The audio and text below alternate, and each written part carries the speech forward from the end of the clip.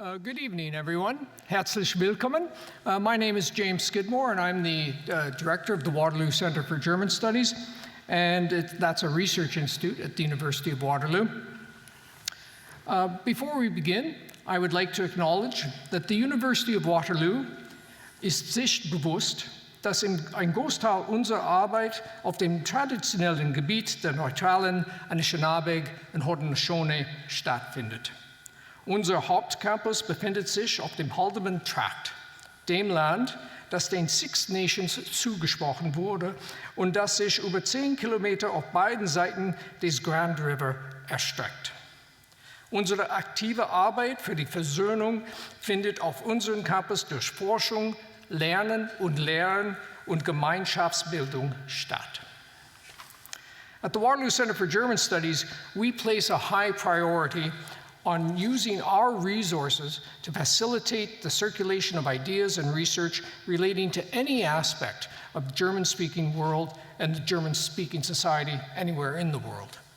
So we're very happy to be partnering tonight with the DAAD, the German Academic Exchange Service, and with the DAAD Alumni Association Canada and US online to bring you this evening's discussion on the changing German political landscape. And as you know, yesterday it changed quite a bit, so we're certainly eager to find out more about that. I'd like to offer a quick word of thanks to the Balsillie School, Sherwood Systems, Emtage Photography for event support. I'd also like to thank Alexa Becker, Marjana Chowdhury, and Rebecca Hill for helping out this evening. And a big thank you to the administrative assistant at the Waterloo Center for German Studies, the long-suffering Misty Matthews-Roper. Misty is long-suffering not because she has to contend with a 2-year-old boy who's as cute as a button, but because she has to contend with a 62-year-old boy, quite a bit, who's not quite as cute as a button, but she puts up with me, and I'm always grateful for that. And also thanks to Kira Youngblood, our administrative assistant administrative manager in our Department of Germanic and Slavic Studies, who also provided some support. So with that, I'd like to turn things over to Professor Gary Bruce from the University of Waterloo's Department of History to say a few words on behalf of the DAAD.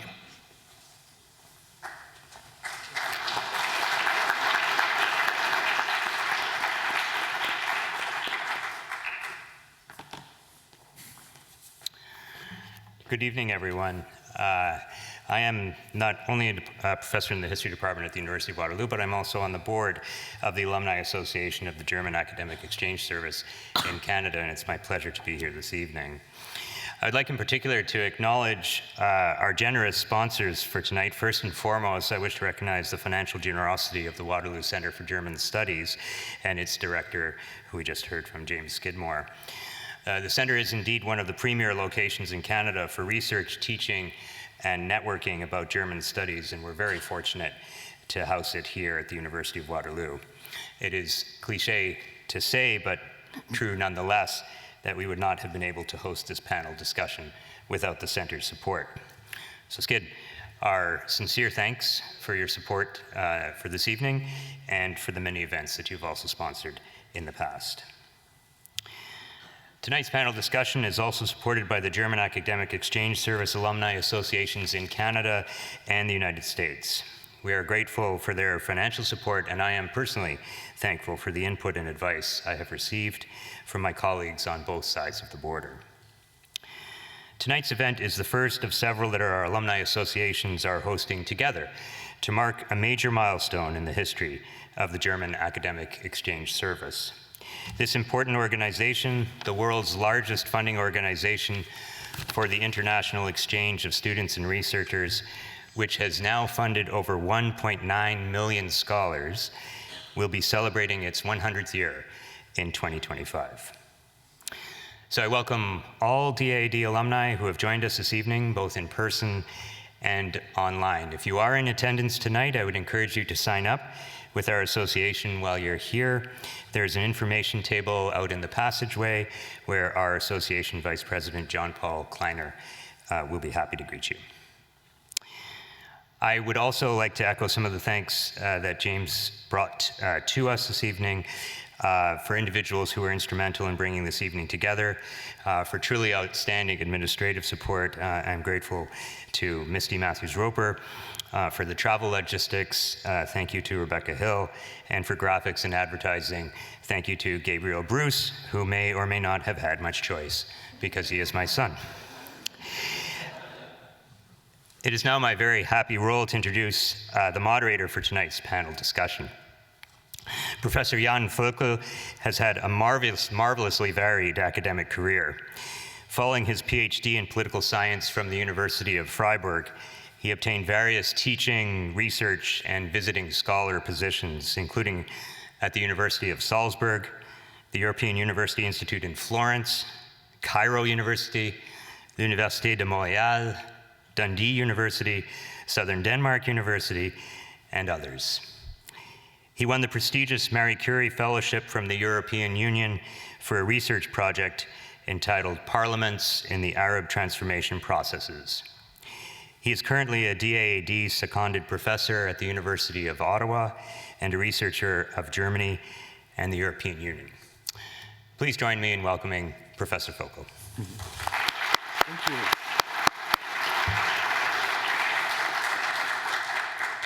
Thank you very much, Gary, for these very nice words, and also Skid for introducing us to this special evening. I was happy to hear you speaking in German. I thought we will have this evening conversation in German, which I would have enjoyed a lot. So, but we have it in English, of course, and a very warm welcome to everybody here in the room and also at home in front of the screen, since we are also online. And we will use this evening for a discussion of politics. And I can maybe start with saying, when I was skimming through my newspaper this morning, I found a lot of news from international politics. But I should say I was slightly disappointed because I found the most important news of this week was still not in. And that is that the German government has broken up yesterday. So you might have followed this news also, that the three-party coalition came to an end yesterday, and it's now a bit unclear how it will continue, and we might discuss this also in the upcoming this 1.5 hours or how much we have. A quote from the German federal president who reacted to the breakup of the German government yesterday, he said, "Now is not the time for tactics and trickery, but for reason and responsibility." And the question that I thought fits very nicely to our evening under the topic, the changing German political landscape, where we will certainly speak a lot about populism, non-democratic or semi-democratic actors. The guiding question for me that I hope we can think a bit over is tonight, is it the time for reason and responsibility, or is it still the time for emotional-driven politics? So can we expect a kind of moderate discussion in German politics in the upcoming months when it comes to early elections or the next elections? And I'm very happy that I don't need to speak about this myself, but we have three fabulous experts this evening here with us, and I might introduce them in the order as they are sitting here. So next to me, it's Professor Eric Langenbacher, who is a teaching professor and director of the Senior Honors Program in the Department of Government at Georgetown University since 2002, the year where he also defended his dissertation on the topic Memory, Regimes and Political Culture in Contemporary Germany. He studied in Canada, actually, before starting to work at Georgetown University in 1996. And he was awarded a number of prestigious grants and fellowships and has published a number of books and articles on various aspects of German politics. Most recently, the monograph Shifting Paradigms in Contemporary German Politics and Policy with Berghahn, which has been published this year, 2024. His research interests center on political culture, collective memory, political institutions, public opinion, and German and European politics. So a very warm welcome to you, dear Eric.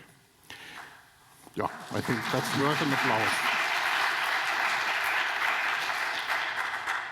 Then we have Laurie Thorlaksson, who holds an MSc and PhD from the London School of Economics and who has made her career at the University of Nottingham and as a Jean Monnet Fellow at the European University Institute in Florence before coming to the University of Alberta in 2008, where she's still until today. Here she has held the Jean Monnet Chair and was the founding director of the European Union Center of Excellence. Lori's research focuses on party competition and representation in multi-level systems, including the European Union. Notably, she studies how political representation in democratic states can be organized under the conditions of changing party organizations, party systems, and voter behavior. Besides, she has studied the impact of the EU on democratic developments, particularly in post-communist countries, and also examined the development of the European Parliament and representation in the European Union. Most lately, she has expanded her research focus on the very timely question of future energy systems and political pathways of energy transition / electricity grid transformation. So if you ask questions on that, Lori will be competent also to answer this particular topic. And last but certainly not least, we have Oliver Schmidtke. Yeah.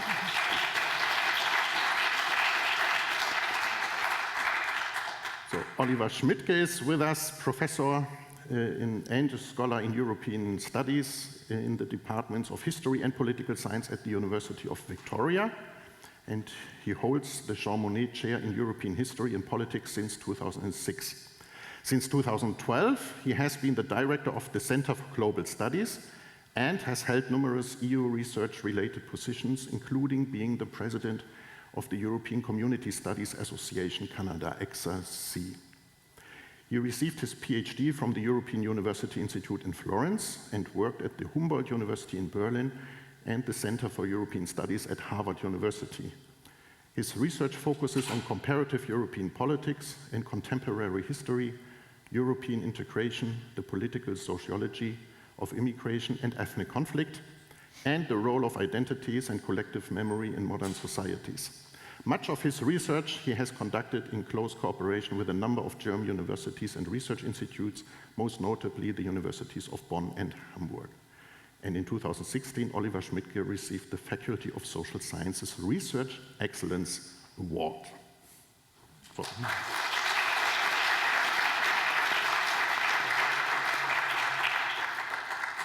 So, and as you're all aware, the topic of this evening should be the changing German political landscape. And the first question would probably be what actually has changed there, or what actually is changing.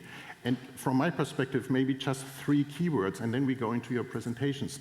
Domestic politics has changed through the rise of populist, we might call them semi-democratic or even undemocratic parties like the AfD, Alternative für Deutschland, and most recently also the so-called BSW, Bündnis Sarah Wagenknecht, and I'm sure we will go into the details what these new parties mean for the established parties and also for established procedures of politics. So there we see a clear change. We also see a change in the importance of the established parties, particularly the SPD, one of the former catch-all parties next to the CDU, the Christian Democratic Union, has lost tremendously in support, voter support. So that will be maybe the focus on changing conditions within Germany. Then if we think a bit broader, Europe as a continent and the European Union as an umbrella organization has changed massively. We could think also of the rise of populist politicians in countries like Italy, Austria, the Netherlands, Hungary, and many others, literally across the board in Europe. So the conditions for politics has changed. Brexit is still there, an important factor, and everybody's aware the war against Ukraine has also changed the conditions in Europe. And last not least, the global conditions have changed so much. And we might all think of the US elections now that bring another massive change, of course, but we could also think how climate change is impacting our reality and also what politically is appreciated by the people or not. So these will be the settings for the presentations, and I would say 15 minutes each. Maybe Eric, you can start, and then we go into the discussion afterwards. Okay. Thank you.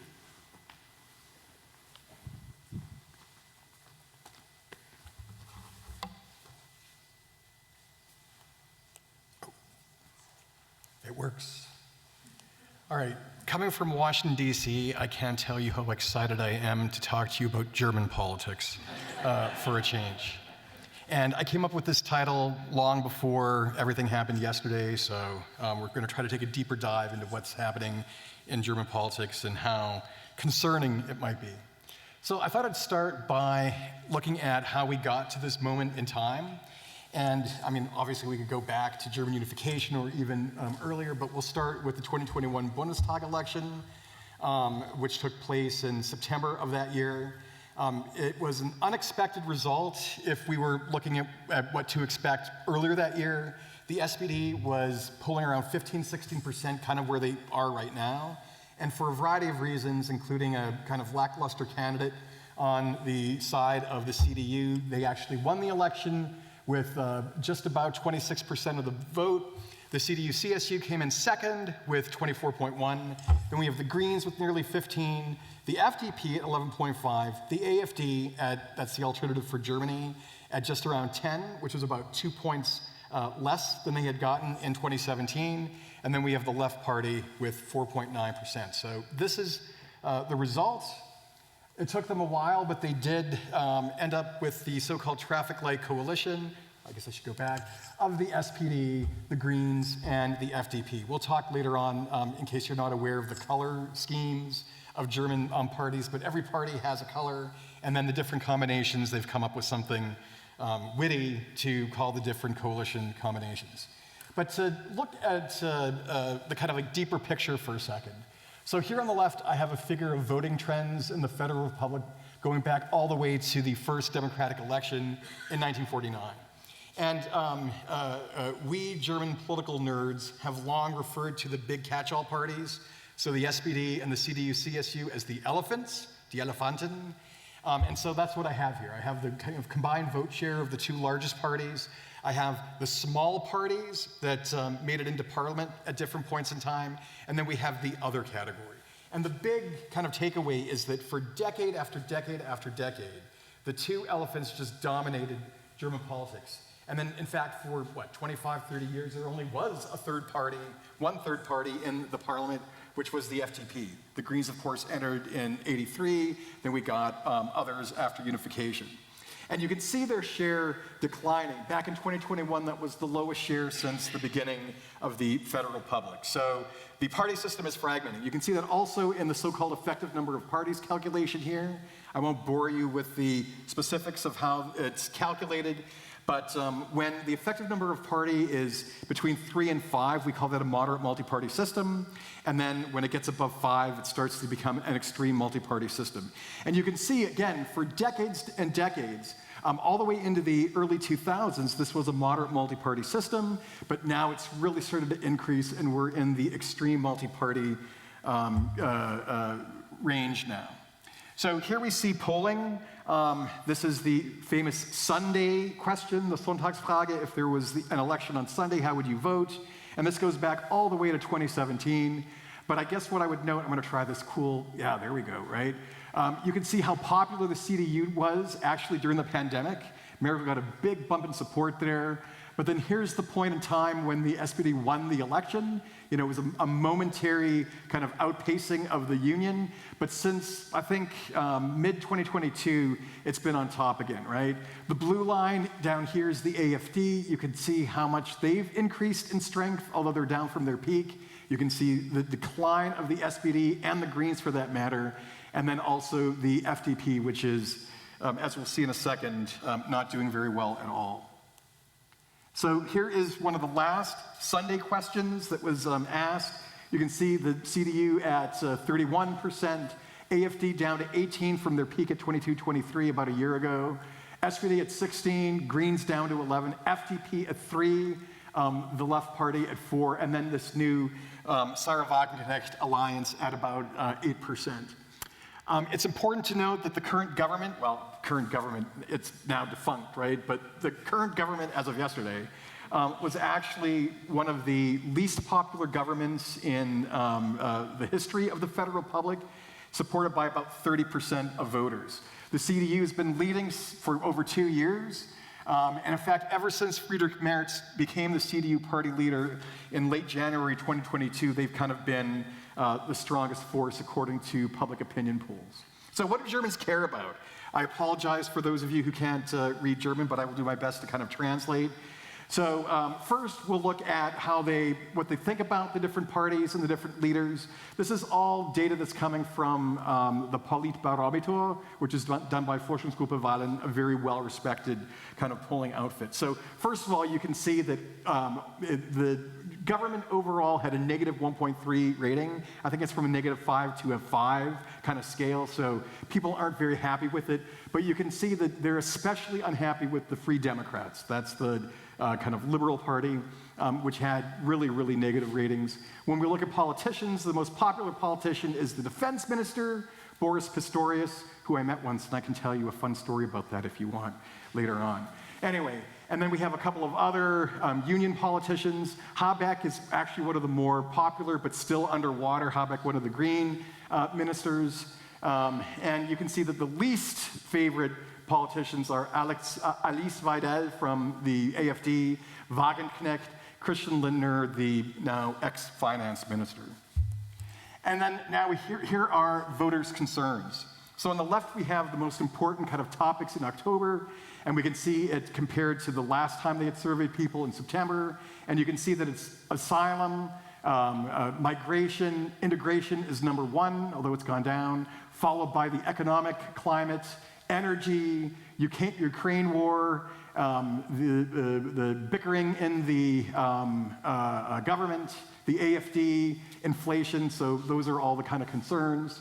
And I also wanted to kind of point this out because this is one of the paradoxes that we political scientists are trying to deal with populist parties all over the place. So on the top is the assessment of the overall economic situation, and you can see that only 5% of Germans in October thought it was good, and 40% bad, 54% partially. In terms of their own economic situation, you can see that 57% of Germans say it's good, only 9% say it's bad. So there's this total mismatch, right? People think the overall economy is crappy, but they themselves are doing really, really quite well. Thank you very much. We see similar trends in the United States and other countries as well. All right, I have some background, but I want to make sure I don't go over my time. But just to note, yes, asylum, integration, migration is a big concern. Currently, just under a quarter of the German population has a so-called migration background, which is the kind of awkward statistical category that they use in Germany for this. There also are 3.2 million refugees in Germany right now, including 1 million Ukrainians. This is the third most refugees in the world behind behind Iran, Turkey, and then behind Germany is Pakistan and Uganda. So this is a very kind of big kind of challenge that Germany is dealing with right now. I talked about energy being a major concern. This was one of the big consequences of Putin's invasion of Ukraine. And you can see that indeed the energy price has increased substantially since war broke out.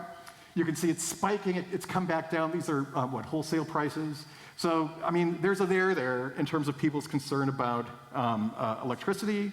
But in comparative perspective, according to this data that I found, it's actually as expensive in Germany as it is in the UK, and just a little bit more than Denmark, for instance. So it's not like Germany's out here, everybody else in Europe is over here. It's very kind of like average currently, right? Economic growth has been bad. This is probably one of the reasons that Germans are in a foul mood with the government and everything like that. It's going to recover a little bit next year, and then they're going to have moderate rates of growth. But certainly it's been recessionary for the last little while, and that's affected overall sentiment. But I also kind of want to contextualize this. Here is the gross government debt in a variety of G7 countries. In 2024, what people expect it's going to be in 2029. This, of course, is before Trump won the election a couple of days ago in the United States. Even without Trump blowing up the economy, it's expected to be 133% of GDP by 2029. And here's Germany, currently at 64%, and expected to go down in the next 5 years. And I'm also bringing this up because the so-called debt break and debt is a major kind of political issue in Germany and is one of the reasons that the government fell yesterday. All right, so why was the traffic light coalition so unpopular? There was constant bickering, obviously, although it seems that it was the FDP and the finance minister Lindner that were really pushing the tensions. There has been relative austerity, and so when you have scarce resources, it makes the distributional conflicts that much more acute. This is because of the debt brake. They've also had challenges with some of the workarounds. So I don't know if anybody's been following, but they came up with $100 billion to boost defense spending, and they did so through what many people think is an accounting trick. So they actually took debt, but it's not really debt, right? So they were able to kind of get that. They also got some they had leftover money from fighting the pandemic. They tried to repurpose it. The Constitutional Court said no, and so that has led to quite a few kind of issues. Inflation, of course. Lack of investment going back to the Merkel era is now coming home to roost. If anybody's taken trains in Germany over the last little while, you'll know exactly what I mean. There was a lot of pushback to very heavy-handed policymaking, especially the heat pump controversy from last year. Some people think it's Scholz's leadership style. And then, as one person put it to me once, this was elected as a kind of center-left reform government for peacetime. And then 2 months after they came into power, Germany was in a condition of wartime with Russia's invasion of Ukraine. So here are, I'm going to be running out of time, aren't I, right? So why don't I go to some longer-term trends? We can talk about the shorter-term trends later on. First, the fragmentation of the party system is one of the most important aspects. As I showed you, it's approaching extreme multi-party status. We've seen the rise of right-wing and then more recently left-wing populism. This is about 25% of the electorate, which means 25% of the German Bundestag. And this is going to be a real issue for government formation because you basically are going to be trying to get 50% of the seats from only 75% of the total. So it makes the options more and more constrained. We're seeing more polarization. We're seeing the decline of Germany's consensus democracy norms, in my opinion. We see creeping illiberalism, right? Because one of the other impacts of right-wing populism is their kind of impact on mainstream parties trying to outmaneuver them. So perhaps you heard about the German government, a center-left government closing the borders to kind of new migrants, which is certainly a very illiberal situation. And then more generally, what I might put out there, because I also want to kind of like poke my co-panelists and see what they're going to say about this as well. I think we're seeing the end of German post-war exceptionalism. Every other country on the European continent has been grappling with right-wing populists for quite some time now, right? I mean, Austria's had the Freedom Party as a major force for 25, 30 years. Now Germany does too. So I think Germany was exceptional for not having that, but now they're just a normal European country, unfortunately. So I'll end with that. Thank you very much.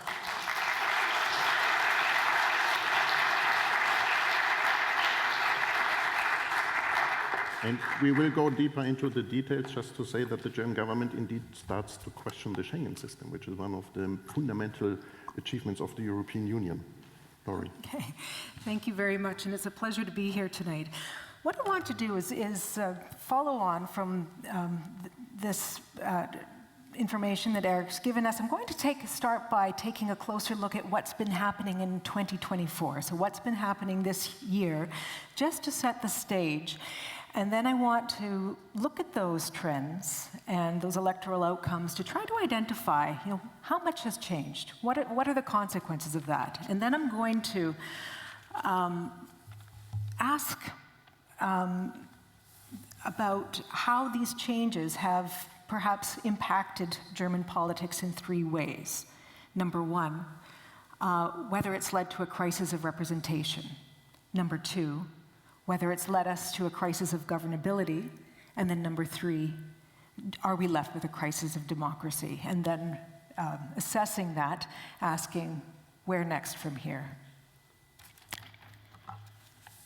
And so to set the stage, we've had 4 elections, consequential elections in Germany in 2024. The first one, in fact, was across all of Europe. It was a European parliamentary election held in June.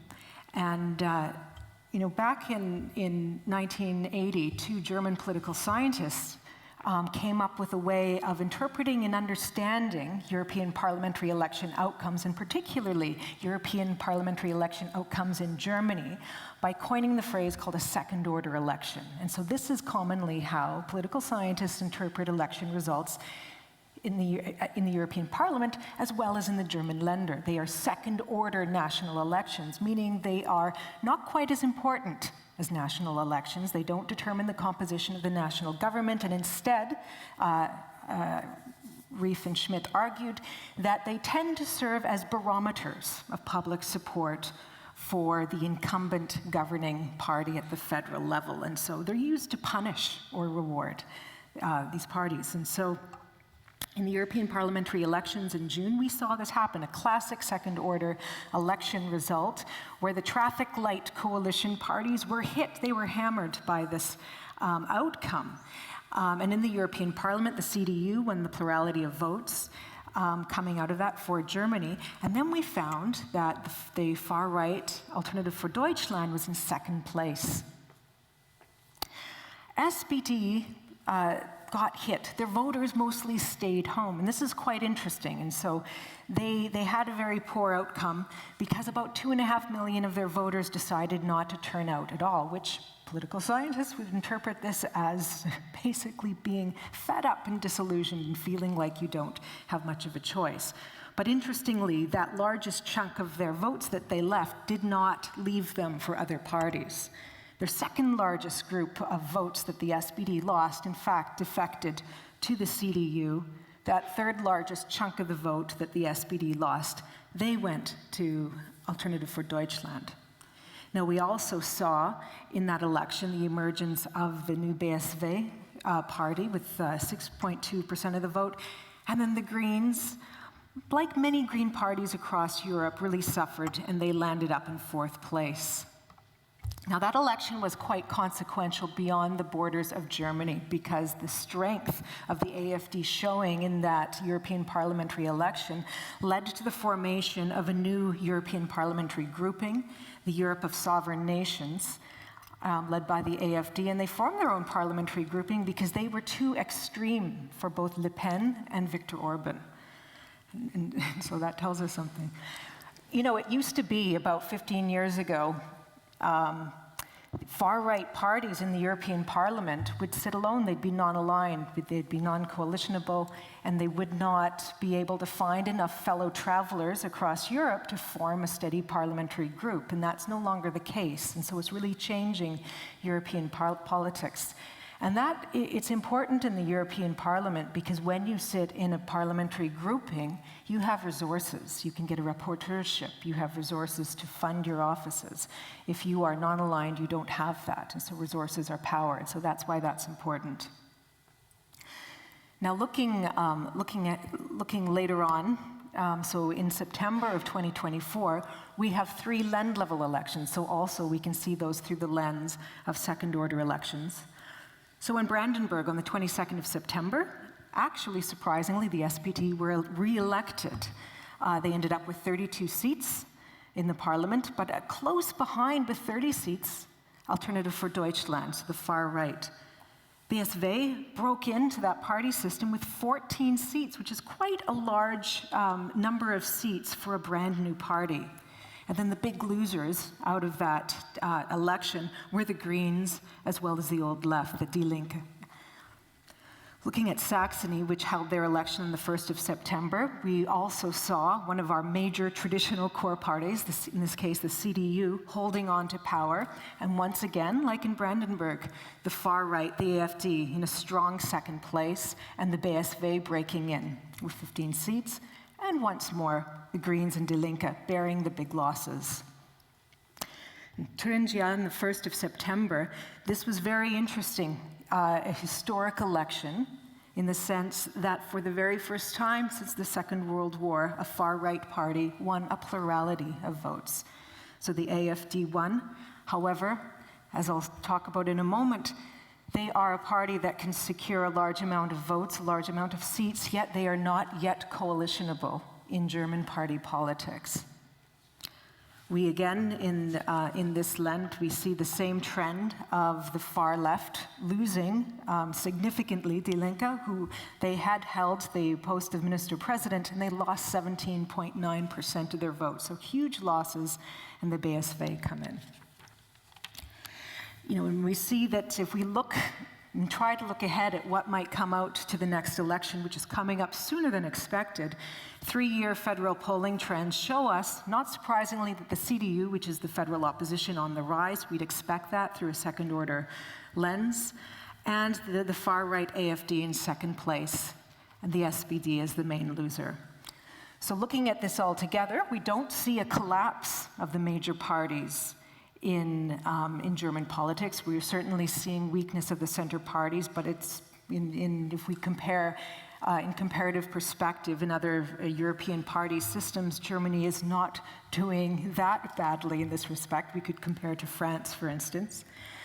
However, we are seeing what is rather significant change. We once had a stable 2.5-party system of the CDU, SPD, and the FPD. Over time, for much of the post-war period, which delivered a period of stable and fairly easy coalition formation. As societies changed, the Greens emerged, unification happened, we have the PDS. Coalition building gets a little more difficult. However, now we have this splintering of the left, the BSV, which has emerged, interestingly, as a far-left party, so left-wing economically, yet positioning itself as very traditional conservative on social issues, especially on migration. They're also pro-Russian, and I'll speak about that in a moment.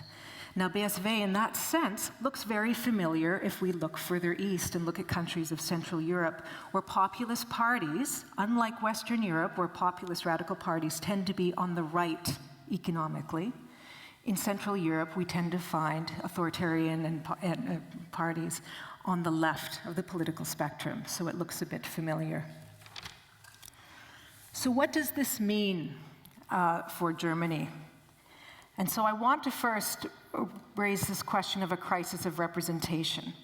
And so I think this collapse of the left, the emergence of these new parties on the fringes, and so this enduring strength we are now seeing of the AfD, as well as the emergence of the BSV, I think it signals a shifting dimensionality. And the question we should be asking ourselves is, does this perhaps signal whether parties in Germany and the traditional center parties in Germany have failed to respond to the wishes, to the needs of voters? And this is a question not only to ask in Germany, but to ask across Europe, where we have been seeing a general trend of a weakness of the center. This is especially acute on the left, and scholars have talked about a failure of parties on the left to respond to changing societal demands. And political scientists look at this in terms of the dimensionality of party systems. For years, parties organized themselves on a left-right continuum, and primarily around this economic basis of competition, which worked well when the primary ideological dimension of conflict, which shaped our politics arising out of Cold War conflict, was a left-right. But as societies have transformed, this cross-cutting dimension of conflict, and one which has much more to do with identity, one which has to do with moving forward and embracing change, or pushing back and embracing security, law and order in a more traditional way of life, that has become more important electorally. There's another aspect of that second dimension of competition which is very consequential for politics, and that is that unlike economic issues, which tend to be tradable, when we think about these other dimensions, these new dimensions of conflict, which tend to be about our identity, they tend not to be as subject to bargaining and negotiation and trade-offs. We feel them more intensely. They tend, as they're tied to our identity, they tend to drive polarization in politics, and so that's important. And so we see so this crisis of representation, this question of whether or not parties are responding to the needs of voters, new parties have arisen, claiming that they alone can speak for the people against the corrupt elite. And so these populist parties, and so the definition of populism that I use is a party which tends to conduct its politics, whether left or right or in whatever issue dimension, tends to conduct its politics in a style which divides the world into two, us and them, and which claims to speak on behalf of the people against the corrupt elite, and can be dangerous to democracy because populism has the tendency to be damaging to pluralism. The second crisis is a crisis of governability. And so these new parties, competing on different dimensions, raise the possibility of greater instability. So the AFD, we see them elected more often, but all of the other parties have not agreed to enter into coalition with them. And so this reduces the possibilities for forming a new government. And then the third crisis that it introduces is the crisis of democracy. So we have, first of all, on the scene, and it's showing that it's here to stay, the AFD as a party which the Office for the Protection of the Constitution has labeled as a potential extremist party. This is a concern, as they are not supportive of the norms of liberal democracy. Second, we have both the AFD and the BSV holding pro-Russian stances. And so this should be a concern in a world in which we have an aggressor to the east, the war in Ukraine ongoing, and defense spending in Germany is going to be a more pressing political concern. The third aspect of this crisis of democracy has to do with another factor. I've talked about this connection between the electorate and the parties, but there's another factor out there, and that is the context of Russian disinformation. And so disinformation by Russia is considered to be one tool of hybrid warfare that it conducts regularly. And this election, these elections that happened in 2024 have happened within the context of an ongoing campaign of disinformation by the Russians, which they have conducted since 2022. The Federal Foreign Office in Germany has been tracking this, and so this is a disinformation campaign, Doppelganger, aimed at manipulating public discourse. And Germany is a significant target of this campaign, which consists of strategies of generating hundreds of thousands of bots on X, links to fake news articles, generating highly automated content using generative AI, and spreading content on Facebook, YouTube, and TikTok, with the intent of spreading narratives such as Ukraine is losing the war, discrediting Ukraine, and also claiming that sanctions against Russia are harming Germany or that Germany is neglecting its own population. Russia has also been known to also spread narratives regarding migrants. So when we talk about this mobilization related to far-right themes, it's not only coming from the population, but also due to action by an aggressor. So I think one of the issues I would like to see us address in the discussion is how do we combat this? And I will propose that I think that what Germany needs to do is not shy away, and its parties not shy away from these issues, such as migration, climate change, energy transition, which have long, and European integration, which parties have often not often embraced and have tended to shy away from and treat them as a valence issue instead. Thank you. Thank you very much.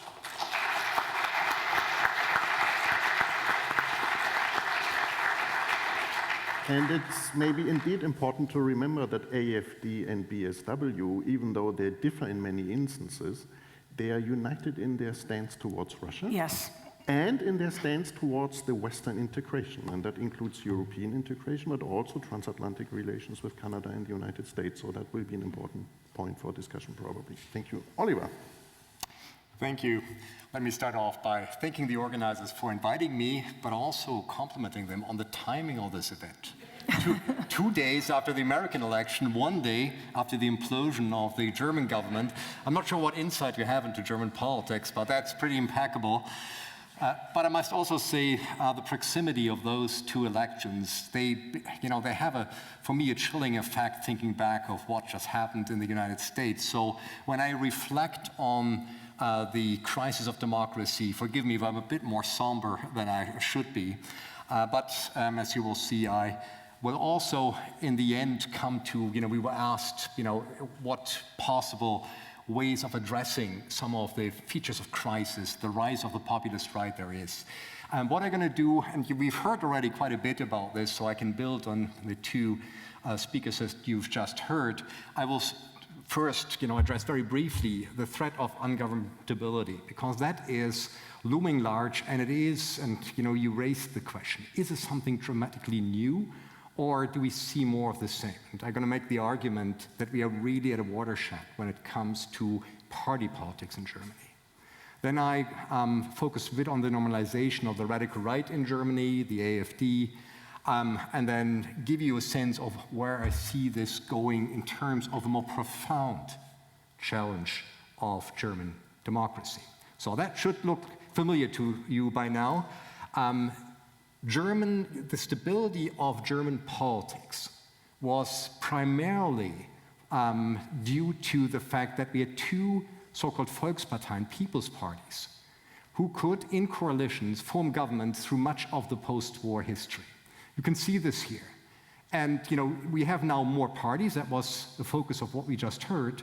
But maybe more importantly, we probably at the moment only have one party left, the CDU-CSU, that could form a relatively stable government. We don't know where the SPD is going. Maybe it is premature to say that they can no longer play this role. But if we look at what happened just this year in Eastern Germany, in the three state elections, just think about it. More than 50% of the electorate in Thuringen and Saxony are populist parties whose primary political idea is to challenge the establishment, to challenge the status quo, often not with a very coherent policy agenda.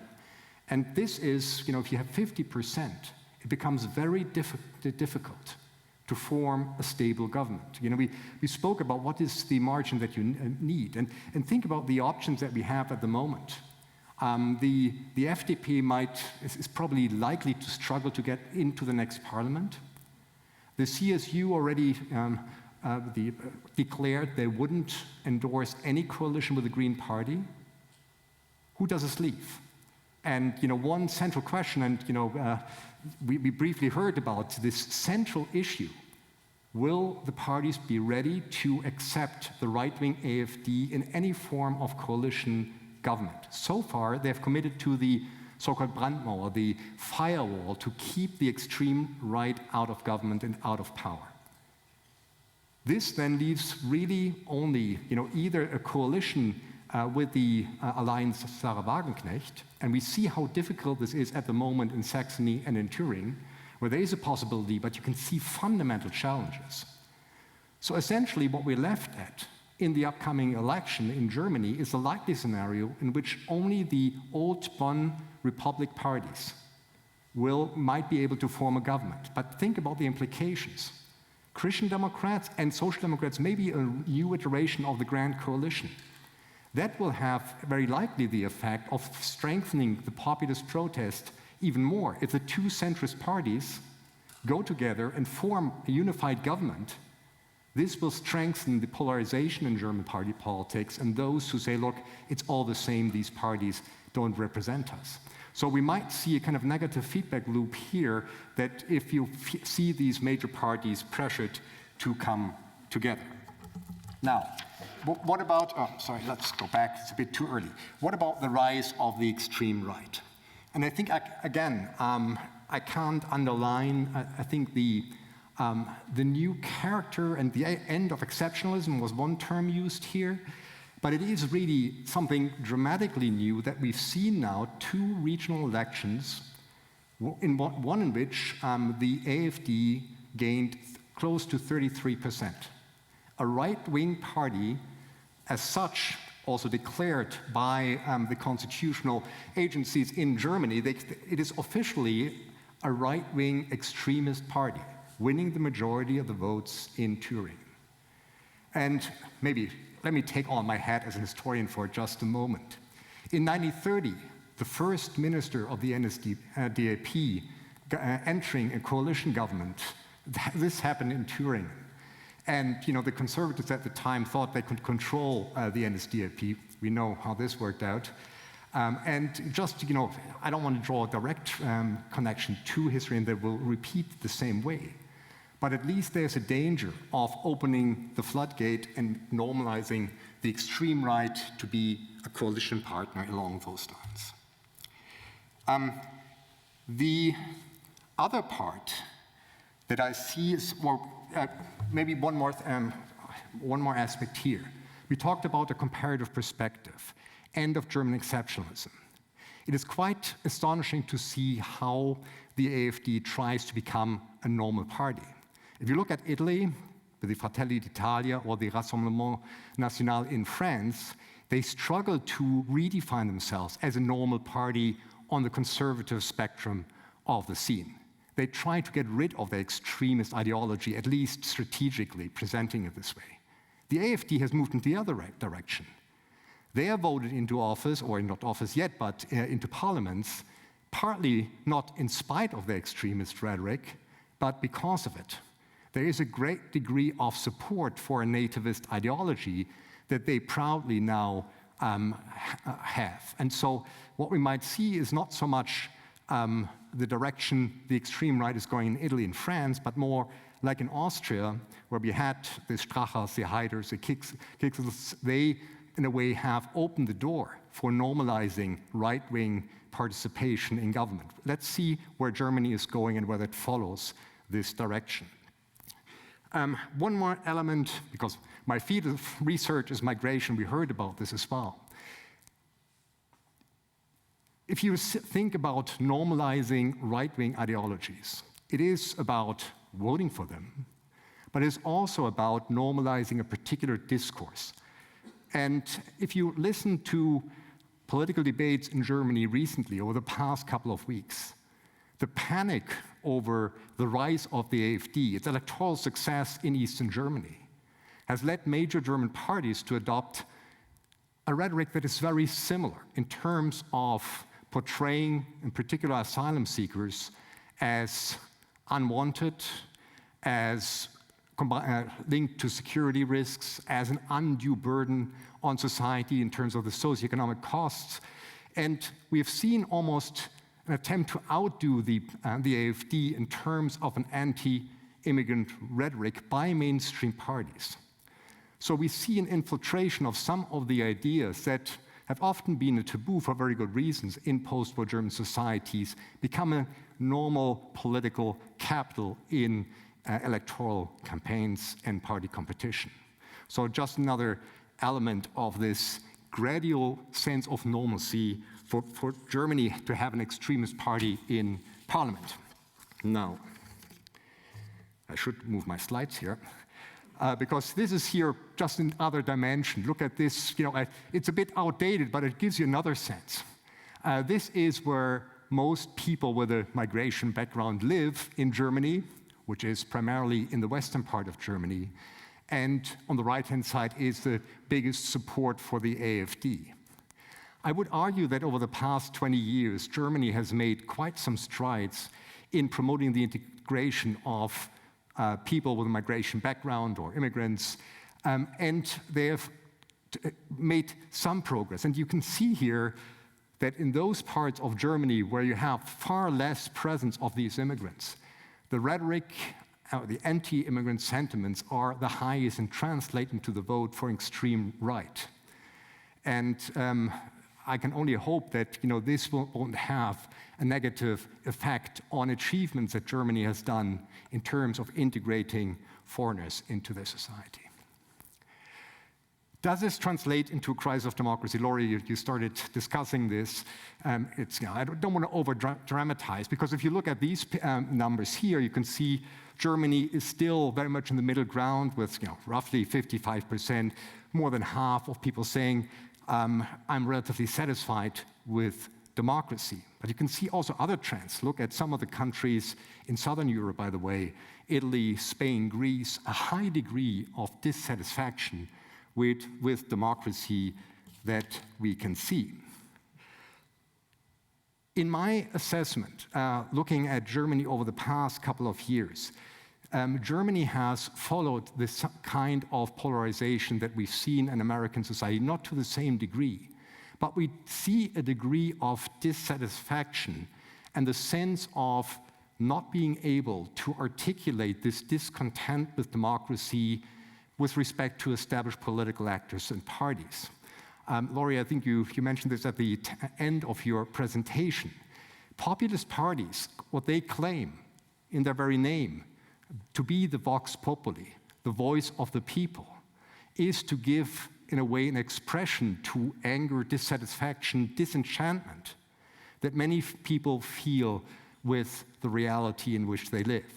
No longer trusting political institutions and the mechanisms of established democratic procedures in a liberal order. Now, what are the driving forces behind this?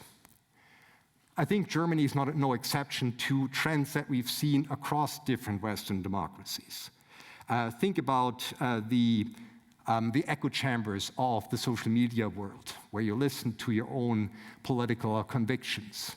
Think about the dissatisfaction with inflation, the rising cost of living, the energy crisis. Think about high unaffordability of housing.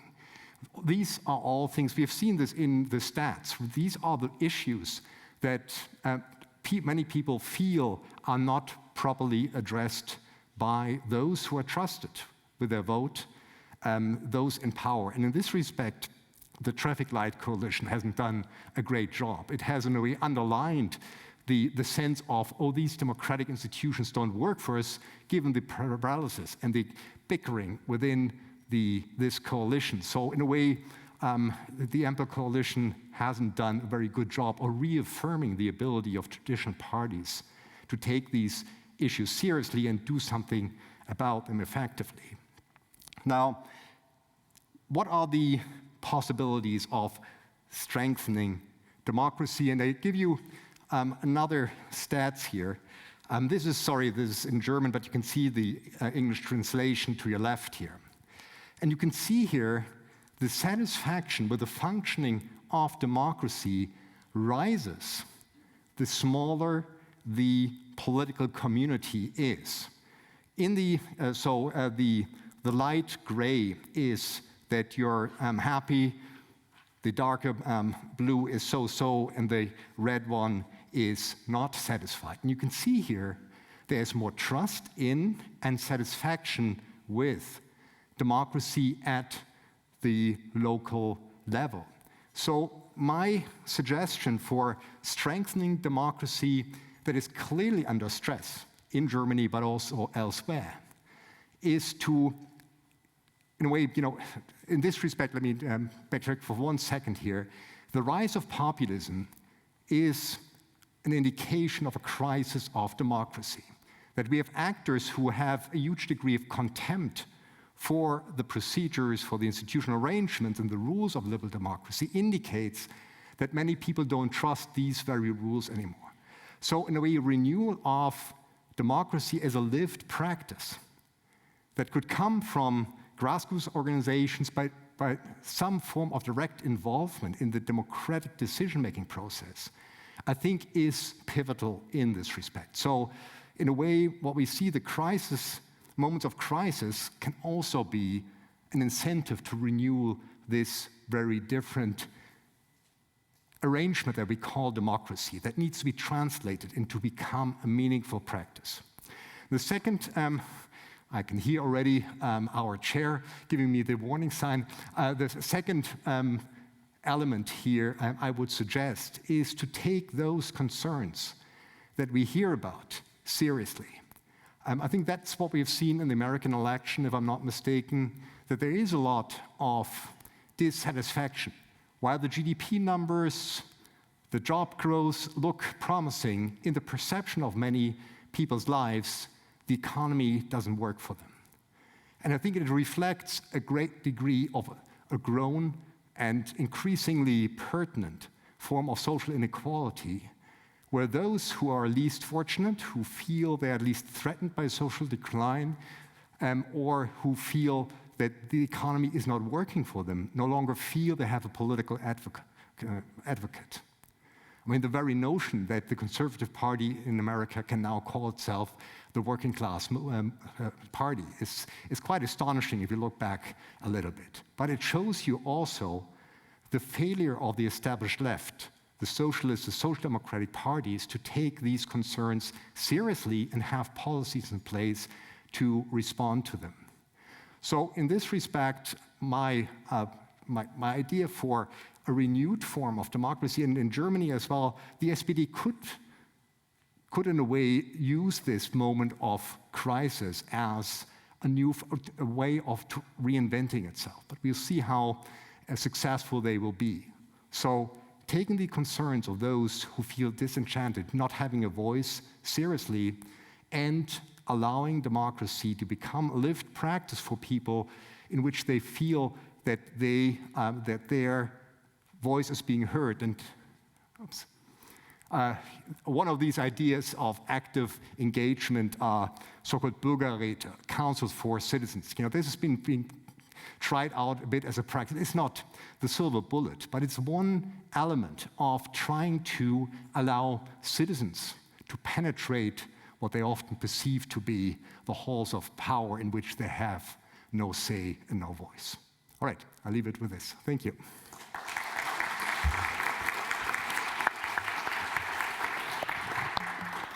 And as a political scientist, I'm tempted to say we should also add increased focus on political education again in Germany. Oh, yeah, that goes without saying as a professor, right? The citizens' perception of the state. And I found what you said, trust and satisfaction in local politics is higher than in national politics. That resonates somehow well with Eric's observation that overall people think the economy is in a crisis, but my own economic situation is not that bad, actually. Mm-hmm. So that could be an interesting aspect for the discussion as well. And it came to my mind before we open up for the discussion with everybody, thinking about all these changes. So we have differences between West Germany, East Germany. We have a resurrection of Cold War strategies. We have questions about future political stability that we have seen. We have the echo chambers in social media. We have a discourse where people who have hardly been in contact with migrants being absolutely against immigration. So all these things. Can I ask you, do you think German Angst is back? So this stereotypical anxiety that Germans seem to have from the future or towards the future? And that is maybe a reason why politics is getting out of control at the moment. I think we all have angst about the future now. Maybe. Yeah. No, I think more. Seriously, your question made me think of, I don't know if any of you have read Ivan Krastev's book from 2017, After Europe, and what he talks about are some of these tremendous changes that the world is going through. And so he's looking at Europe and trying to understand, for him, mostly Central Europe and its politics of reaction as a backlash to the failures and those who are left behind by globalization, by a world that's changing, and by the impacts that people either feel or perceive to feel by open borders.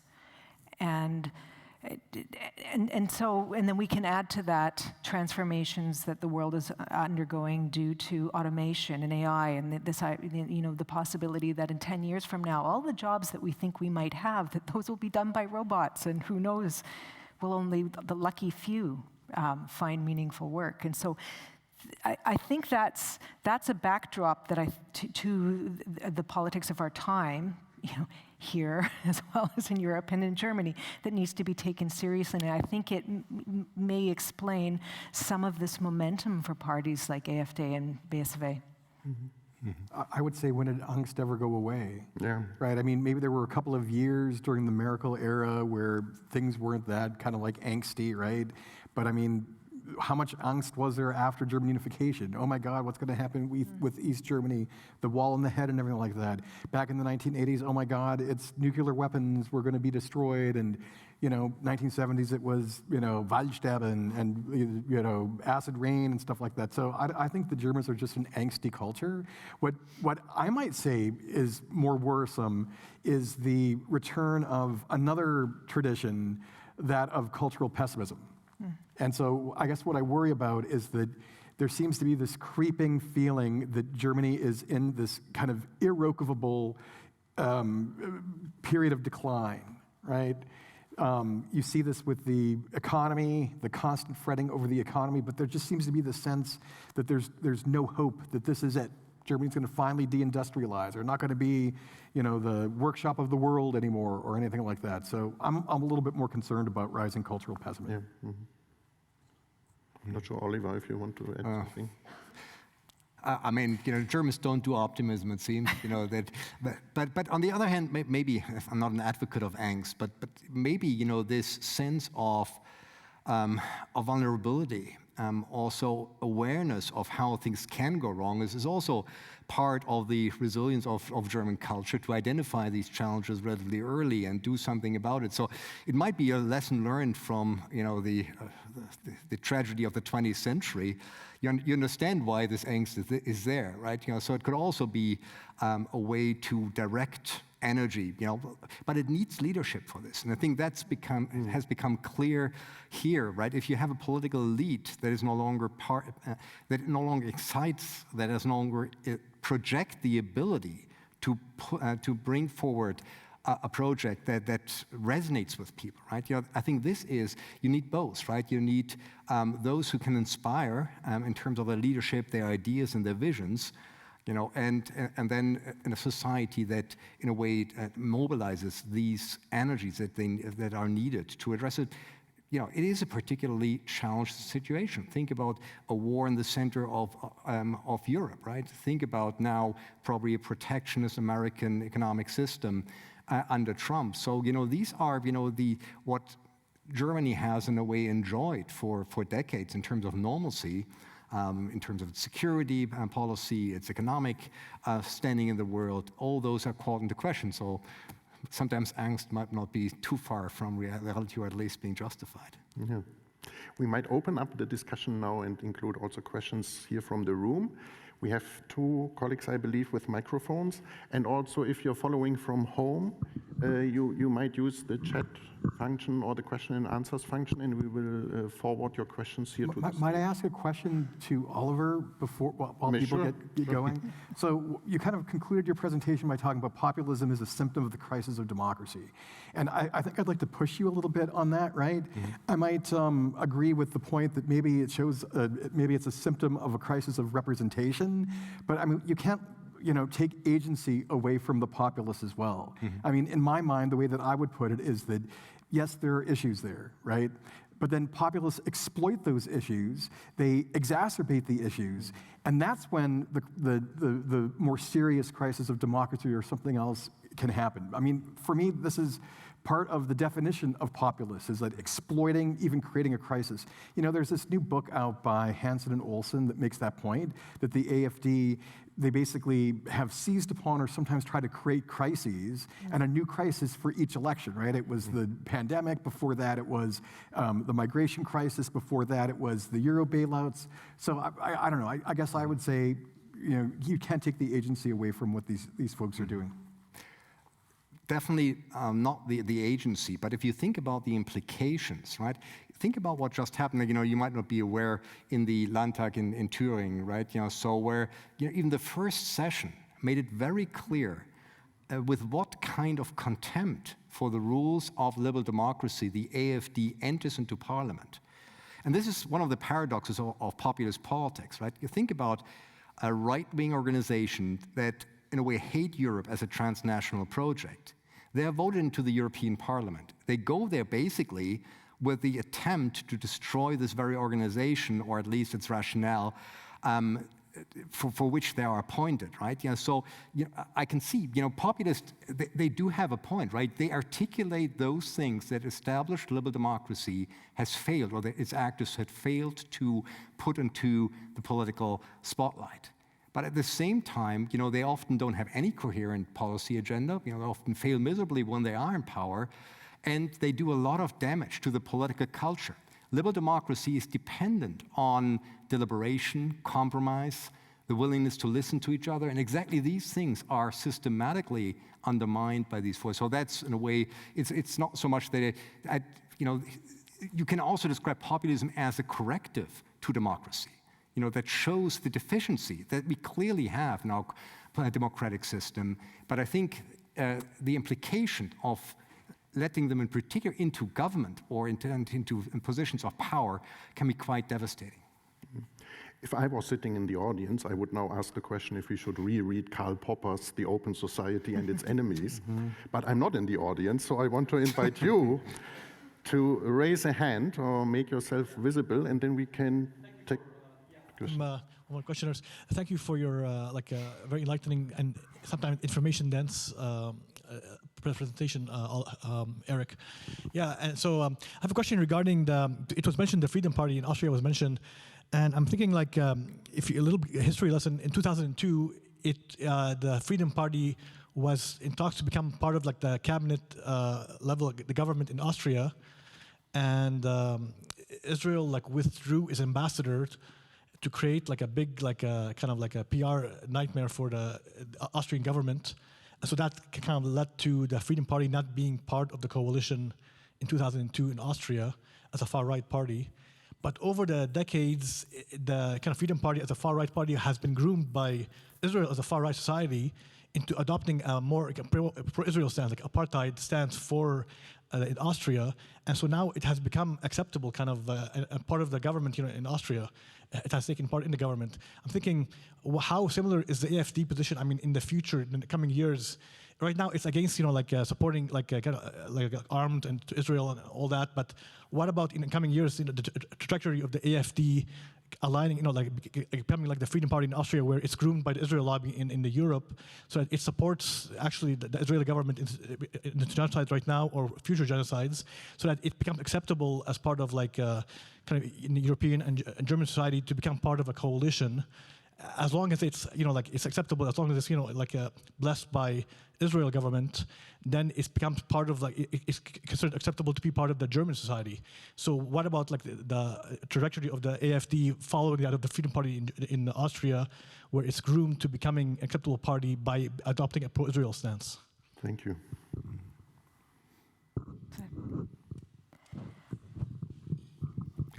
We're looking at you, Laurie. Okay. Well, I think that I'll take this as a question which I think is really, an interesting question, an important concern about the pathway of creeping normalization of extreme parties, which in the past have been treated as pariah parties by other parties. But at what point do they gain acceptability? And do we take them into cabinet? Would you give them a cabinet position, but not allow them to lead the government? Right now, you gave the example in Austria, and I think it's an interesting situation going on there right now, because we've just recently had an election in Austria, and the far right, the FPO, gained a plurality, but they can't form the government because they are not, also deemed to be not coalitionable. The opposition is exploring ways of forming a government, but this is leading to accusations that it is an attempt at forming a coalition of losers and ignoring the will of the people. And so this leads us back. It's really trapped between a rock and a hard place here, where you either do we allow in these parties into government which are dangerous because of their lack of commitment to the norms of liberal democracy and their anti-democratic tendencies? Or do we risk further alienating, creating a crisis of representation and further alienating the electorate by appearing to just ignore the wishes of a growing segment of the electorate? This is a really difficult question. I don't pretend to have an answer to it, but it's the one that Germany is going to have to face it in probably soon in federal elections at the state level as attempts to form and maintain governments. They will have to face this. At the European level, Ursula von der Leyen laid out her own red lines for who she would decide to cooperate with. And so parties basically had to be committed to the rule of law, and they had to be pro-EU and pro-Ukraine, and so no pro-Russian parties there. And so I think the question is for Germany, which already has a history of being able to draw these lines and draw them quite clearly in their constitution, and so the country stands out for having a legal provision that bans parties that do not support the constitution. But surely this, how this is interpreted and applied is going to be challenged. And then Oliver, I think you already pointed out how we can see the policy aims of far-right parties increasingly being adopted by government. So not only in Germany, as you gave the example, but we can see this in other European countries as well. And so there's a far-right influence. So the question is, where do we draw that line? It's difficult. My students sometimes in the class, they ask me, well, why, at what point do we decide that a party is unacceptable? Like, where in a debate do we decide to draw the lines? And this then brings us back to that central question about populism. And one of the reasons why populism can be dangerous, populism is not necessarily anti-democratic. Sometimes the elite are corrupt and you need someone to come in and speak for the people. But it has a tendency to become dangerous, and populism can erode democracy when it starts becoming anti-plural and shuts out alternative voices which it deems to be not part of the people. So at what point do we risk then committing that same harm to democracy by shutting out certain elements of the debate? This is, I think, the trickiest question that Germany is going to face for its democracy coming up. Could we have? Sorry. No. Very briefly, because it's, this makes politics so fascinating, but also troublesome. The changes that we've seen. Now you have a greater openness of right-wing populist parties in Europe to endorse Israel and, form alliances in spite of the anti-Semitism that has informed their agenda for decades, if they've been around, right? It seems that there's some degree of affinity between extreme forms of nationalism on both sides and the anti-Muslim sentiments that you have, because of those right-wing populist parties have found more in common with the current Israeli government and have also started to endorse them. So this is, in a way, if you look back at the 20th century, that is crazy in a way, that also, people, well-known French proponents of the Jewish community there have started to think about endorsing the Rassemblement National because they say their argument, the left with their solidarity with Palestine has betrayed Israel. So you see new constellations, political constellations that even 10 years ago would have been difficult even to imagine, right? So I think we're seeing a world politics in flux, and it challenges traditional ideological positions and things we have taken for certain, right?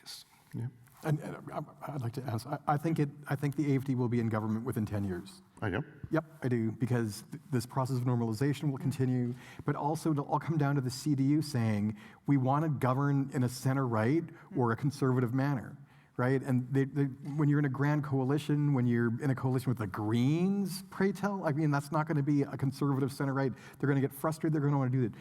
I remember a quote that I heard from a Bavarian. Okay, yes, a Bavarian, which was, Germans keep voting center-right, but they keep getting center-left governments, and that frustration is going to mount on the part of the CDU, and they will melt at one point and bring them in. That's what I think.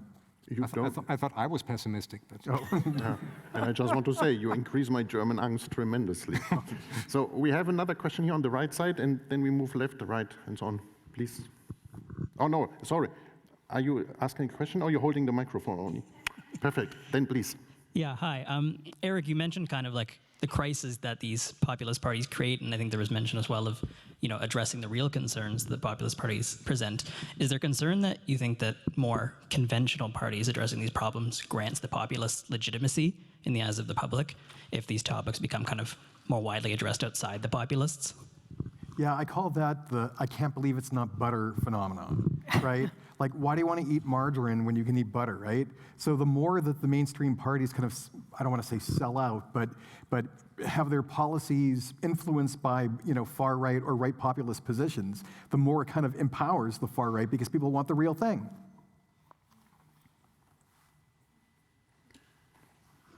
I don't know who was first. Maybe you were first and then you afterwards. Yeah, just kind of building off of that last question. So a lot of the moderate parties across Europe, and we've seen in the most recent American election, have kind of struggled to fight populism because they're kind of using more moderate policies. So my basic question is populism the only way to fight populism? Who wants to answer? I got into a massive fight with my social democratic friend, a German guy who lives in DC now, about this on election night in the United States. And he's just livid that the left has given up a kind of more populist tradition.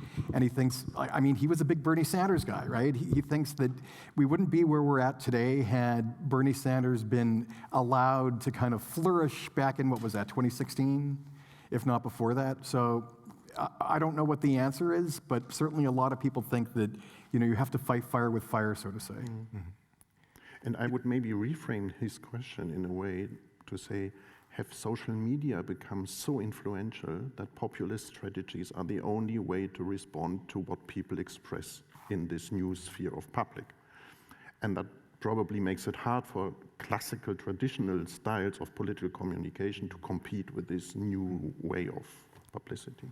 But because if you think about the force of populism, it's emotional appeal, right? It makes alternatives very plainly clear, right? It is far away from the kind of sophisticated talk of politicians. And I think, I'm not sure we need a kind of leftist populism, but we need a leftist project that can in a way mobilize fundamental values and present a somewhat coherent idea of how to overcome the fundamental notion of social inequality that we have, and the society that often no longer provides the respect and the recognition for many people who work regular jobs in society. And I think the left lacks this. In a way, you could describe the working class movement and its sense of solidarity as, if you want to call this popular, it isn't populist. It is a kind of coherent but emotionally charged project with a great degree of sense of solidarity and a notion where we want to go. The Social Democrats lack this vision at the moment. And I think in this respect, if you want to call it leftist populism, but you need something to, in a way, to counter the captivating and emotionally charged rhetoric of right-wing populists. Well, I think it's there are interwoven problems, and one of them is a crisis of party. And I didn't mention this when I talked about the crisis of representation, but crisis of party would be another element of this. When you look across, in Germany, we see this with the weakness of traditional parties, and this is true across Europe, where parties, the golden age of parties is long gone, and so that from the post-war period up until maybe around the 80s, 90s, and then we see this drop-off in membership, in party membership. So people are no longer becoming active members of parties. Parties themselves as organizations have changed. So the new parties that are coming up, even those claiming to be populist, like if you look at look at the Five Star Movement in Italy. It's claimed to be a leftist populist party, but really it's not grassroots at all, but quite tightly controlled. The BSV in Germany is controlled by an iron grip. By one person. By one person, that's right. And so this illusion of being in touch with the people, or an illusion of springing up from the grassroots, it's an illusion. But with the electorate, we've seen this de-alignment. So people in the past, the stability volatility that we had in the post-war period was due to people having a firm socialized attachment to their parties and then an active involvement. That's gone as well. And so we have these weak attachments to parties, this volatility, and so what do we have? So we have this we need this emotional attachment. And then coupled with that, we have this transformation in our media environment as well. Do we have the appetite and the capacity to engage in discussions about complex issues? Populism hates complexity. It likes simple answers. I've got a common sense solution for this clear problem. And it wants to make that emotional connection and in its more worrisome forms, really likes to mobilize on fear. And we see this in AFD voters. They are a pessimistic lot, not satisfied with democracy, and most worrying, they tend to be quite young as well. And so I think any response, I do hold out the hope that parties can revive, but they need to find their way on several levels, on a way to meaningfully connect. We need to, as societies, pay attention to how we're supporting a healthy media environment, pay attention to the importance of a civic education as well. Thank you. We have around 10 more minutes and at least 2 more questions, so maybe first you.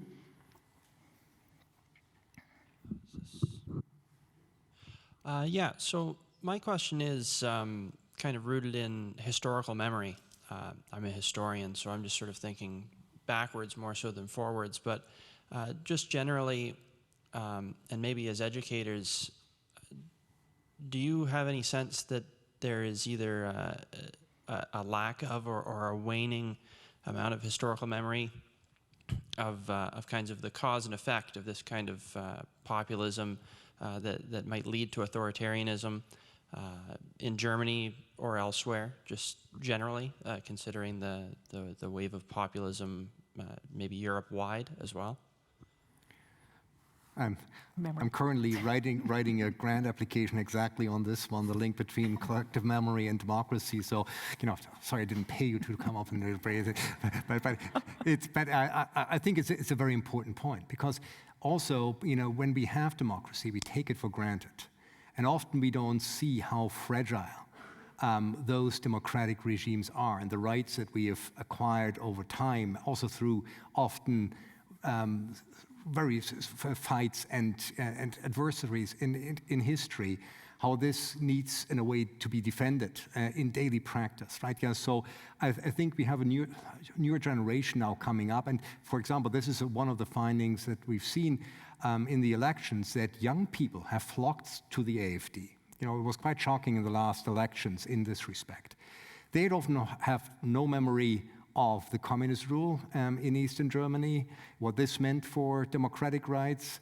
Yeah, and then often they don't have an awareness of the fundamental challenges that a country like Germany, for example, has seen in terms of compromising democratic, fundamental liberal rights, right? Yeah, so I think it is, we can easily agree on how great education is, but I think it has something fundamentally to do with, the awareness of, how this thing we call democracy is something that only lives in a way through our practice, and it can be compromised very quickly. That's also for me the concern in terms of the election outcome in the United States, right? What will it do to the integrity of norms, of practice, of institutions that are fundamental to our liberal democratic order? But I think that it's also important to look a little critically at German memory culture as well. I'm actually doing a conference at Georgetown at the end of the month called A Mnemonic Zeitenwende, and one of my panels is going to be on the so-called German catechism debate. So I don't know if that's an obscure debate for most people, but for people dealing with memory studies, it's been a huge deal the last little while, which was, if you're interested in the kind of critique of, well, there's multiple critiques of German memory culture, but this one in particular, it was an essay by Dirk Moses, who's at CUNY in New York now, called A German Catechism, where he basically argued that German memory culture, I call it Holocaust-centered memory culture, has become rigid, stultifying. You have to kind of confess the faith, right? And it has not allowed for any kind of growth for other memories or space for other memories to come in as well. And I think because it's become so almost like heavy-handed these days, that it really is a catechism that you profess, that there's a backlash to it. And the AFD is certainly maybe not leading the backlash, but they're certainly kind of benefiting from the backlash as well. So I think that there are some there are important weaknesses in German memory culture that are also making it a less effective force in terms of pushing for democratic values. It's not a good evening for Germany, I find. But next question here. So my question will focus more or less on the mechanism of the election, because the method of allocation of the seats to the Bundestag has changed since every election, in each election since like 2009. So from 2009 and probably till 2029, in the 6 elections, we have like six different sets of rules in determining how many seats are actually distributed to each party. And this is a really complicated situation, especially in 2021. Like the legal text was really badly written, because as I was trying to read the text, it took me half an hour to understand what happens in each situation. And some of the situation even cannot happen mathematically, and was written in the text of the law. So, as Laurie has said, like populism do not like complex. And at this moment, it's really complex in the Bundeswahlgesetz. And I would like to know what would you see, like in simplifying maybe a little bit to the mechanism of the election. Also, keeping the proportional representation in Germany is kind of like unmovable, because it's just like the foundation of the states. However, we see that the UKIP, like the UK Independence Party, got into the public awareness after like the 1999 European Parliament election, when the European Union forced the United Kingdom to change the system from the single-member constituencies to a more proportional positions. So, like at that time, the populist parties were like the minorities, which are to be heard under the proportional representation. So is it some kind of hypocrisy when you want their voices to be heard, but you can't collaborate with them? So I actually, in a recent textbook, referred to the German electoral system as an over-engineered mess, kind of like their cars, right? But that's changed. The current, or the now ex-government, they passed through reform to the system. So going forward, the size of the Bundestag is going to be capped at 630. And there's a couple of other small tweaks and changes, but they have tried to make the outcomes a little bit simpler. But you know, I might disagree a little bit with, I think, the intention of your question.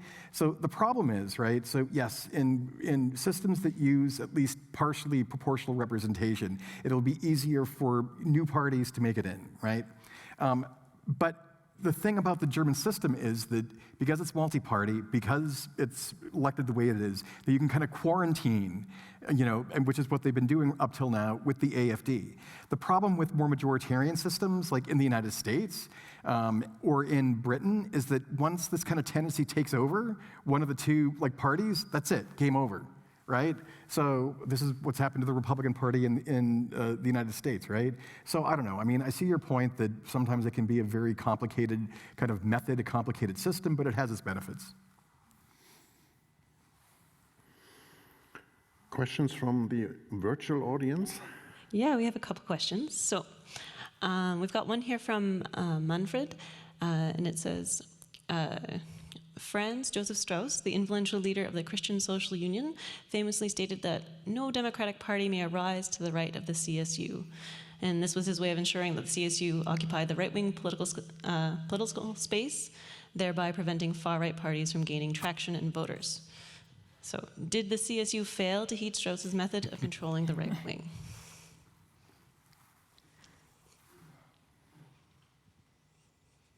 Take that. There's a moment of silence, but our job is to respond to questions, I'm afraid. I'm reminded of Franz Josef Strauss, who said, right of us is only the wall, and indicating that there wouldn't be a space for a right-wing party, right? Yeah, so clearly this hasn't materialized, and there, we see that's part of the reconfiguration of the party system in Germany, right? That this new space has opened up, and it's been also a debate in the CDU, right? Whether Angela Merkel's attempt to move the CDU in particular more to the center has opened up a political space on the right, right? So some people would argue that this has happened, but this is, the CSU would be hard pressed to face, this issue all by itself because it's restricted to Bavaria, right? But we can definitely see the Christian Union parties moving to the center, and the populist right exploring, some of the vacuum that has emerged. Mm-hmm. Other questions from online? Yeah, I've got a couple more, if that's okay. I've got one from Seth, and it pertains to the AfD and the far right parties of today in general.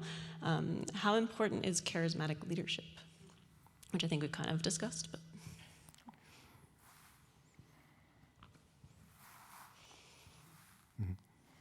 Well, I think this is one of the things that's kind of changed structurally. When I was talking about like the decline of the old German model and German exceptionalism, Germany used to be world class at choosing the most boring leaders that you could imagine, right? Like Helmut Kohl. Okay, Angela Merkel had her own charms, right? But kind of boring in the big picture. Olaf Scholz, oh my God, that's like watching paint dry, right? But that's changed. I think we've seen a return of charisma in German politics, and especially if you look at the leader in Thüringen, Höcke, right? That is, a strange but still charismatic phenomenon, and he's getting traction. People say that he's the unofficial leader of the AfD, and he's really pushing their kind of platform. So, yeah. Although you have to explain to me over wine why you see charisma in German politics, but that's a different issue. So. Well, I think also in the age of social media, where we see charismatic leaders are, I think, a key to populist success, where they attempt to make direct appeals to people and circumvent the media, which they often see as mainstream or corrupt and distorting their message. And so it's been a crucial element in the playbook of populists. Now we take you. Yeah, thank you for both the presentation in the beginning and also the very interesting discussion so far. We've heard the term crisis multiple times in the presentations. And so yeah, we seem to be living in a time of multiple crises. So far, the trend has always been that in times of crisis, people gather behind established parties, behind strong leaders. We don't see this at the moment in Germany, except during COVID, where we had this old trend again. So what's your comment on this? Do we still have this trend of people gathering behind established parties during crisis? Are the crises at the moment different from old crises?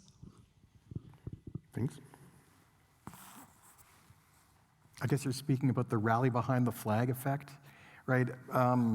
I don't know, it's kind of interesting that you bring that up, because I think the COVID pandemic is a little different from all the other crises that we categorize under the poly crisis, which is one of the kind of big buzzwords these days. It seems like most of the other crises were more polarizing or more divisive, and it wasn't clear that, this was the right policy forward, right? Whereas with COVID, what could you do? So, you would need to have some kind of crisis like that for a rally around the flag effect, I would think.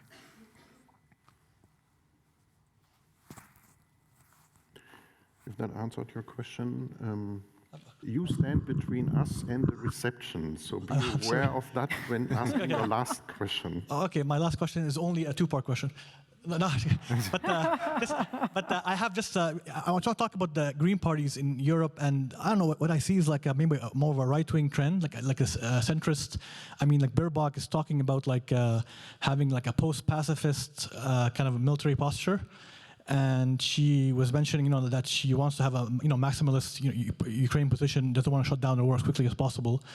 And, she is, what I mentioned before about like, she takes a very kind of hardline Israel stance in this current like a genocide. And so this kind of Green Party is like, and a few days ago they were asking Jill Stein to, to drop out in the race in the U.S. So it's like they're becoming like, more right-wing over time as well, it seems. To me, at least, that it's like in position of power, they are not anymore like the traditional Green parties. The second part is regarding, to follow up to my last question, about like it was mentioned about like German memory and like the Holocaust, and I'm wondering, I see the scenes that right now in Berlin, the police shutting down violently protesters. And being very like to pro-Palestine protesters, against Germany's like arming of Israel. I'm wondering this kind of this use of memory or abuse of memory as like considered Holocaust people, Nazis, to kind of abuse German people's memory in order to perpetuate another Holocaust right now, like a genocide, and using the police to really like destroy like the protesters.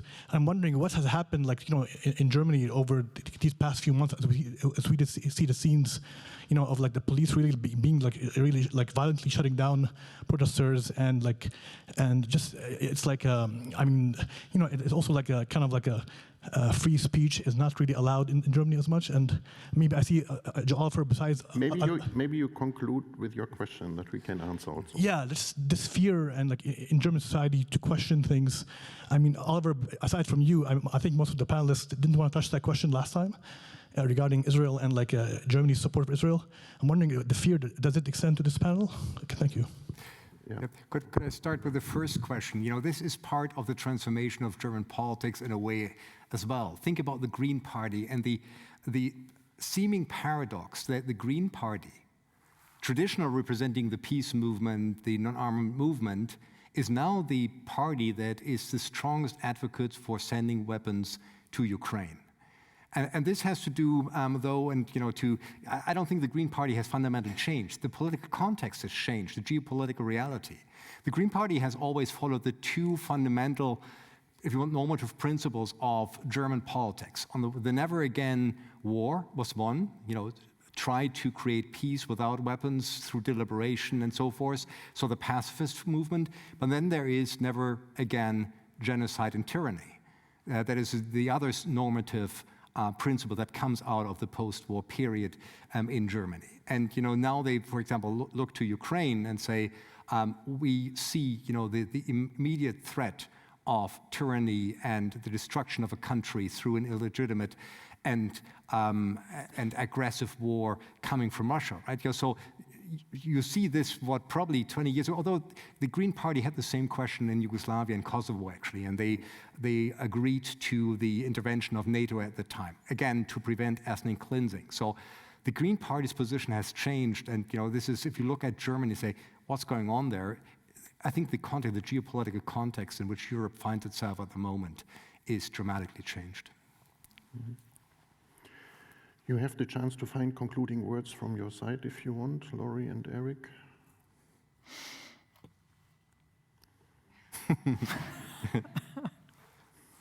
Well, I would just add, because I think we're out of time, but one scholar that I think very highly of is Susan Neiman. I never know if it's Neiman or Neiman, right? She runs the Einstein Forum in Berlin, and she has an excellent book called Learning from Germans, which is about kind of like lessons from German memory culture for the United States. But that book's 5 years old now. She has an excellent essay, if you just Google stuff by her, that's maybe a year or two old now, where she talks about how German memory culture has gone haywire the last while. There's also an excellent article, a kind of critical take, I think it's in Jewish Currents, but don't quote me on that looks at this new system of anti-Semitism commissioners that Germany has implemented over the last few years. There's a federal, and then the 16 Länder have one too. So if you look at some of that, it might help to illuminate and answer that one question you had about clampdowns on protests and stuff like that. And on anti-Semitism, the Bundestag is still united across the board, literally, how to define anti-Semitism and how to counter anti-Semitism. It's an important part, of course. I think if there are not more questions also from our virtual audience, it's now time to conclude and to thank on 3 different levels. First, our experts that they made all the way here to Waterloo.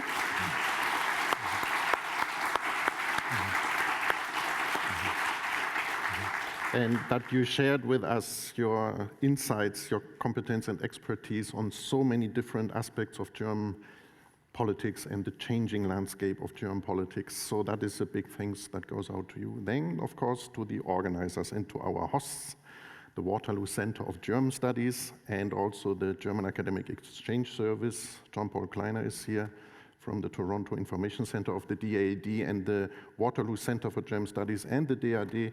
They invite all of us here in the room for a reception which is waiting for us in the entrance area. So if you have still more time to stay a bit and to continue our conversation, you are more than welcome. So many thanks also for hosting and organizing this event. And finally, a big thanks to you here in the room that you showed up tonight for your interest, for your active participation. And we are now looking forward for the reception. All the best wishes, and until another time. Thank you.